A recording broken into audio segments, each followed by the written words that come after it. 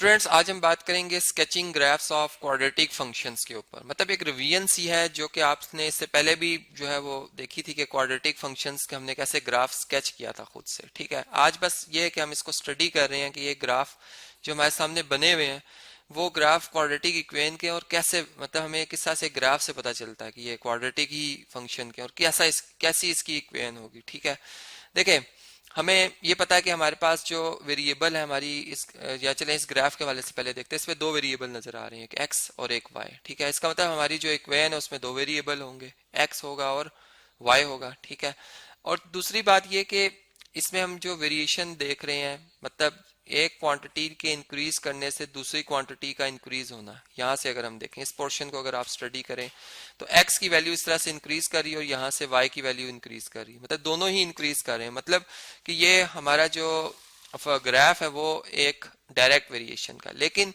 इसमें अगर आप देखें तो इसका एक सिमेट्री है, मतलब इस तरफ भी जो है वेरिएशन हो रही है, उधर भी वेरिएशन हो रही है, और y पॉजिटिव ही है। इसका मतलब y हमारा हर सूरत में पॉजिटिव ही आएगा। ठीक है, अब इसमें अगर मैं एक जनरल इक्वेशन को उठाऊं, मेरे पास एक जनरल इक्वेशन होती है जी y is equal to a times x power n। ठीक है, अब इस इक्वेशन को मैं क्वाड्रेटिक भी बना सकता हूँ, इसको क्यूबिक भी बना सकता हूँ, इसे रेसिप्रोकल में या इसे लीनियर इक्वेशन में तब्दील कर सकता हूँ। ठीक है, तो अब मैंने क्वाड्रेटिक फंक्शन के वाले से पहचान लिया, मतलब इसके कुछ अगर मैं ऑर्डर पेयर्स ले लूँ, ठीक है, तो मुझे यहाँ से कुछ ऑर्डर पेयर्स कुछ इसकी जो है वो पहचान बता रहे हैं। मतलब शायद ये x की वैल्यू 2 पे 4 वैल्यू दे रहा है। ठीक है, इसका ऑर्डर पेयर 2 4 बन रहा है। ठीक है, फिर इसी तरीके से यहाँ पर ये फर्ज करें, या चलें इस तरह से हम कर लेते हैं, इस तरह से कर लेते हैं कि ये x की वैल्यू 2 पे 4 दे रहा है, 3 पे 9 दे रहा है। ठीक है, या फिर 4 पे 16, 5 पे 25, मतलब स्क्वायर कर रहा है। और इसी तरीके से माइनस यहाँ पे अगर हम देखें तो -2 पे ये 4 देगा, -3 पे ये 9 देगा, -4 पे 16, -5 पे 25। ठीक है, मतलब इंक्रीज और स्क्वायर में इंक्रीज हो रहा है। ठीक है, इसलिए इसका मतलब कि n जो है इसमें वो +2 है और डायरेक्ट वेरिएशन भी है। ठीक है, इससे हमें पता चल रहा है। और a जो है इसमें अगर आप देखें तो वो पॉजिटिव आएगा। इसलिए पॉजिटिव आएगा कि चूंकि x पावर 2 जो है, x स्क्वायर खुद एक पॉजिटिव फंक्शन है, इसका स्क्वायर करेंगे किसी भी नंबर का, नेगेटिव हो या पॉजिटिव, उसका आंसर हमेशा पॉजिटिव ही आएगा। ठीक है, 0 से ग्रेटर आएगा, तो फिर a नेगेटिव नहीं रखा जा सकता इसमें। तो इसलिए हम ये कहेंगे कि हमारी जो ये इक्वेशन है, अगर मैं इसमें a की वैल्यू जो है वो पॉजिटिव रखूं और n की वैल्यू जो है वो 2 रखूं, तो हमारा ये ग्राफ जो आपको इस वक्त बना हुआ नजर आ रहा है, जो कि इसमें नीटनेस इतनी ज्यादा नहीं है, थोड़ा सा इसमें और बेहतरी हो सकती थी। ठीक है, इसको प्रैक्टिकली जब हम बनाएंगे तो फिर हमें इसका सही जो है वो ग्राफ नजर आएगा। लेकिन यहाँ पर बस पहचान करनी थी, तो y इज इक्वल टू हम लिखेंगे a एक्स स्क्वायर, ये इसका ग्राफ बनेगा। क्वाड्रेटिक इक्वेशन है, क्योंकि अगर आप देखें तो इसमें ये पोलिनोमियल इक्वेशन है जिसमें कि x की पावर पॉजिटिव है और 2 है, +2 है, इसलिए हम इसे कहेंगे कि ये क्वाड्रेटिक फंक्शन का ग्राफ है।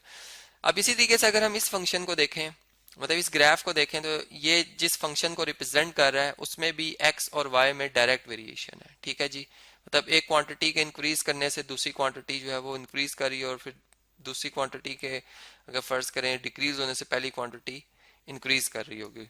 तो ये सॉरी ये इन्वर्स हो जाएगा। अगर हम डायरेक्ट की बात कर रहे हैं तो एक क्वांटिटी के इंक्रीज करने से दूसरी भी इंक्रीज, और पहली क्वांटिटी के डिक्रीज करने से दूसरी क्वांटिटी भी डिक्रीज होगी। ठीक है, ये होता है जी डायरेक्ट वेरिएशन।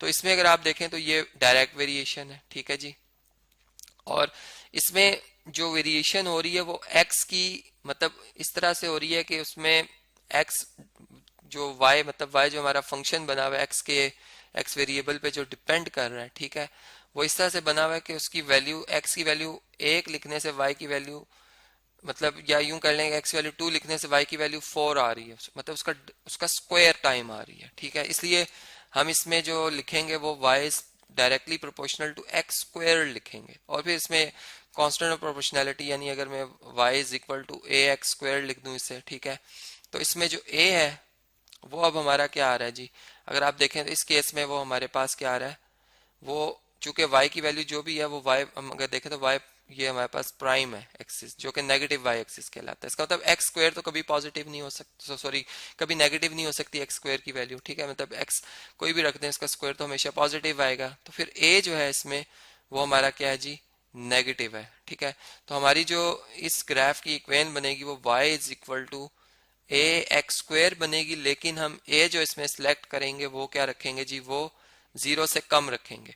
अब इसमें और भी बातें हैं, मतलब कि अगर हमारी ए की वैल्यू 0 से तो कम है, लेकिन मतलब अगर -2 है, -3 है, -4 है, तो फिर ये ग्राफ हमारा जो है वो मतलब यहाँ से थोड़ा इस तरह से परे परे हटेगा, ठीक है, इस तरह से। ये इसलिए कि यहाँ से अगर आप देखें, मतलब इसकी अगर एक छोटी सी एग्जांपल अगर हम यहाँ से समझना चाहें कि अगर मैंने simple y equal to X square रखा हुआ है, -x² रखा हुआ है, और एक में मैंने y इक्वल टू -2x² रखा हुआ है, ठीक है, तो इन दोनों में क्या फ़र्क आएगा? इसमें देखें x की वैल्यू अगर आप वो 2 रखते हैं तो y की वैल्यू क्या आएगी, मतलब x की वैल्यू 2 रखने से y की वैल्यू आपको मिल रही है 2 का स्क्वायर और माइनस, मतलब 4 मल्टीप्लाई बाय -8, सॉरी -4, ठीक है, -4। अब यहाँ पे क्या मिलेगी, x की वैल्यू 2 रखने से, तो अगर 2 रखते हैं तो y की वैल्यू आपको क्या मिलेगी, -8।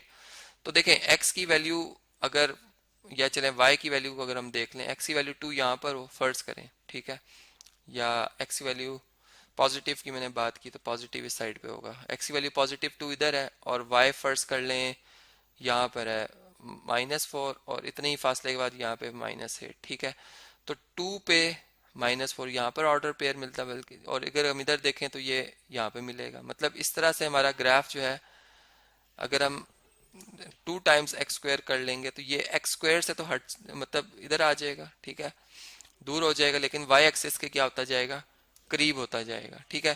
तो ये इसमें फर्क पड़ता है, मतलब -3 रखने से फिर या -4 रखने से और हमारा ग्राफ जो है वो इस तरह से बनेगा, ठीक है, मतलब और वाई एक्सिस के या वाई प्राइम एक्सिस के और क्लोज होता चला जाएगा।